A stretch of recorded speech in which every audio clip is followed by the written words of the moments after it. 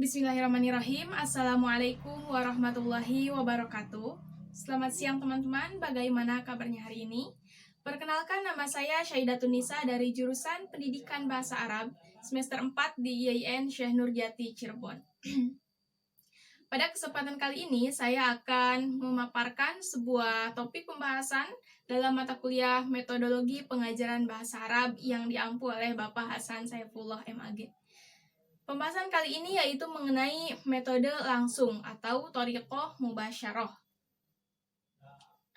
Di mana teman-teman bisa melihat layar sebelah kiri saya seperti biasa. Nah, di sini ada beberapa sub pembahasan yang akan kita bahas. Di antaranya yang pertama yaitu latar belakang munculnya metode langsung. Yang kedua, landasan teori metode langsung. Yang ketiga, karakteristik metode langsung. Yang keempat, tujuan metode langsung, dan yang kelima, implementasi metode langsung. Langsung saja kita ke pembahasan yang pertama, yaitu latar belakang munculnya metode langsung atau thoriqah mubasyarah. Jadi, metode ini muncul pada akhir abad ke-19. Nah, pada akhir abad ke-19 ini, studi ilmiah terhadap ilmu bahasa dan juga ilmu psikologi meningkat. Kemudian karakteristiknya itu diperjelas serta dibuat kurikulum sekolah. Nah, thoriqah mubasyarah ini muncul sebagai tanggapan dari munculnya atau meningkatnya ilmu bahasa dan juga ilmu psikologi. Nah, dan juga thoriqah mubasyarah ini adalah metode yang menanggapi kekurangan atau intinya tanggapan spontan terhadap kekurangan-kekurangan dari metode sebelumnya yang kita bahas, yaitu metode thoriqah qawaidah tarjamah atau metode gramatika tarjamah. Nah, jadi metode ini muncul setelah metode gramatika tarjamah. Jadi, salah satu reformis paling terkemuka yang menganjurkan prinsip-prinsip ini dan menerapkannya dalam pengajaran bahasa pada tahap awal yaitu adalah ilmuwan Prancis yang bernama Francois Juan, seperti L. Sauer dan ilmuwan Jerman F. Frank. Para pendukung prinsip-prinsip ini dan lainnya dengan antusias memperkenalkan ke sekolah-sekolah umum di Prancis dan Jerman dalam bentuk terakhir mereka yang dikenal sebagai metode langsung. Nah, jadi ini diperkenalkan pertama kali di Prancis dan juga Jerman. Begitu ya, teman-teman. Kemudian yang kedua, landasan teori metode langsung.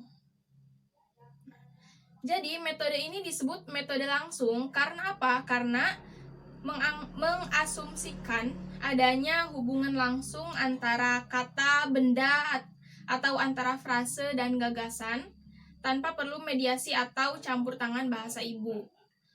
Kemudian juga metode thoriqah mubasyarah ini disebut juga metode alami.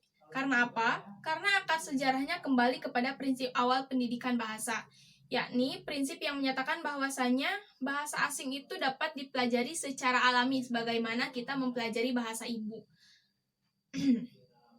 Ya, kurang lebihnya seperti itu ya, teman-teman. Langsung saja kita ke pembahasan yang ketiga, yaitu karakteristik metode langsung. Nah, ini cukup banyak ya, teman-teman. Di antaranya yang pertama, sangat memperhatikan aspek lisan bahasa. Jadi di sini mengutamakannya itu berbicara bahasa, tentunya bahasa sasaran, bahasa yang dipelajari gitu, bukan bahasa ibu. Kemudian juga mempelajari bahasa sasaran harus disesuaikan dengan tahapan anak-anak dalam memperoleh bahasa ibu. Jadi harus disesuaikan dengan tahapan mempelajari bahasa ibu supaya siswa itu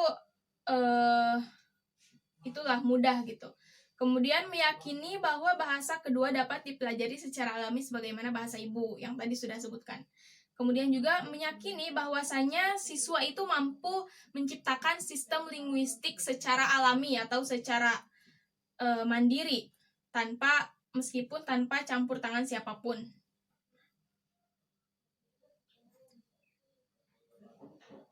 Jadi intinya siswa itu mampu menciptakan sistem linguistik bahasa sasaran ya. Bahasa, misalkan kita mempelajari bahasa Arab, maka tanpa mengajarkan sistem linguistik secara langsung pun, dengan kita berbicara dengan bahasa Arab secara alami gitu dalam kegiatan sehari-hari, itu akan tercipta sistem linguistik secara sendirinya gitu. Kemudian memberikan siswa kesempatan yang cukup untuk mempraktekkan bahasa target di kelas. Jadi siswa itu ketika di kelas diberikan kebebasan untuk mengekspresikan atau berbicara dengan bahasa yang dipelajari atau bahasa target. Kemudian juga memperhatikan kelancaran berbahasa dan tidak mengabaikan ketepatan berbahasa. Jadi yang ditekankan itu kelancaran dalam berbahasa, tetapi juga tidak mengabaikan ketepatan dalam berbahasa. Kemudian memperhatikan pengajaran kosakata atau frasa umum di lingkungan siswa, seperti di rumah, di sekolah, dan lain-lain. Kemudian juga mengklarifikasi makna kata melalui sinonim dan mengajarkan frasa dan kalimat melalui gambar, gerakan, dan representasi. Nah, jadi ini mengajarkan makna katanya itu ada medianya, seperti melalui gambar, gerakan, dan lain sebagainya. Mungkin itu tujuannya untuk memudah. Selanjutnya yaitu tujuan metode langsung. Ada beberapa tujuan dari metode langsung ini, yaitu tujuan utamanya adalah untuk melahirkan kemampuan berpikir peserta didik terhadap bahasa target atau bahasa yang dipelajari, baik itu dalam skill berbicara, membaca, ataupun menulis. Kemudian juga untuk berhubungan secara langsung antara guru dan peserta didik, serta membiasakan otak peserta didik untuk mengolah apa yang didengar dengan pemahaman yang benar. Kemudian teman-teman, yang kelima, yang terakhir, ini implementasi metode langsung. Nah, di sini diantaranya ada peran guru, peran siswa, dan peran bahan ajar dalam metode langsung ini ya teman-teman. Yang pertama yaitu peran guru. Apa sih peran guru dalam metode ini? Yang pertama itu untuk mengarahkan kegiatan belajar siswa tentunya ya. Kemudian juga guru di sini sebagai pelaksana kurikulum. Jadi metode ini memiliki kurikulum yang pasti gitu, yang mana kurikulum itu nantinya diatur oleh guru. Kemudian di sini peran siswa. Nah, peran siswa ini dibatasi oleh kurikulum, artinya kurikulum itu yang memiliki kedudukan tertinggi lah intinya gitu, yang mengatur siswa dan guru. Nah, siswa ini diatur oleh kurikulum dan juga bahan ajar. Tetapi meskipun begitu, ia juga bebas untuk berpartisipasi dalam kegiatan belajar. Intinya bebas untuk belajar, tetapi belajar di sini itu diatur oleh kurikulum dan juga bahan ajar. Nah, yang ketiga yaitu peran bahan ajar. Nah, bahan ajar ini diatur oleh guru sesuai dengan petunjuk dan langkah yang sudah ditentukan. Kemudian juga bahan ajar di sini memiliki kekuasaan tertinggi, yang mana tadi saya sebutkan bahwasanya guru dan murid itu harus belajar sesuai dengan bahan ajar yang sudah disediakan. Nah, karena apa? Karena bahan ajar yang disediakan itu sudah disesuaikan dengan keadaan siswa. Nah, jadi bahan ajarnya itu sudah menyesuaikan keadaan siswa dan juga kemampuan siswa.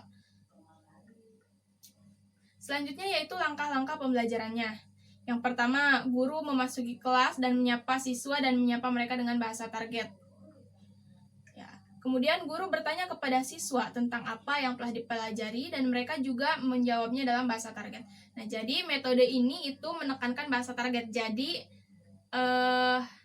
penggunaan bahasa ibu itu sangat jarang atau minim sekali. Tetapi penggunaan bahasa di metode ini itu lebih ke bahasa sasaran atau bahasa yang dipelajari. Nah, terkadang guru juga mengeluarkan beberapa perintah praktis kepada siswa. Nah, ini untuk membiasakan siswa berbicara dengan bahasa yang dipelajari, seperti tutup pintu, hapus papan tulis, tetapi menggunakan bahasa target. Kemudian juga guru memulai penyajian materi secara lisan, mengucapkan satu kata dengan menunjuk bendanya atau gambar benda itu. Kemudian siswa menirukan berkali-kali sampai benar pelafalannya dan paham maknanya. Kemudian latihan selanjutnya berupa tanya jawab dengan kata tanya misalnya ma, hal, aina, limada, dan lain sebagainya. Kemudian pelajar diarahkan untuk disiplin menyimak dialog-dialog tersebut lalu menirukan dialog-dialog yang disajikan sampai lancar. Nah, kemudian yang terakhir ada evaluasi. Nah, jadi di akhir pembelajaran itu ada evaluasi berupa pertanyaan-pertanyaan atau dialog yang harus dijawab oleh pelajar sebagaimana pola-pola yang sudah dibuat. Nah, jadi itu kurang lebih mengenai metode langsung atau thoriqoh mubasyarah. Mungkin itu saja yang dapat saya sampaikan dalam video presentasi kali ini. Mohon maaf apabila apa yang saya sampaikan kurang difahami, dan terima kasih saya ucapkan atas perhatian teman-teman semua. Wabillahi taufiq wal hidayah. Wassalamualaikum warahmatullahi wabarakatuh.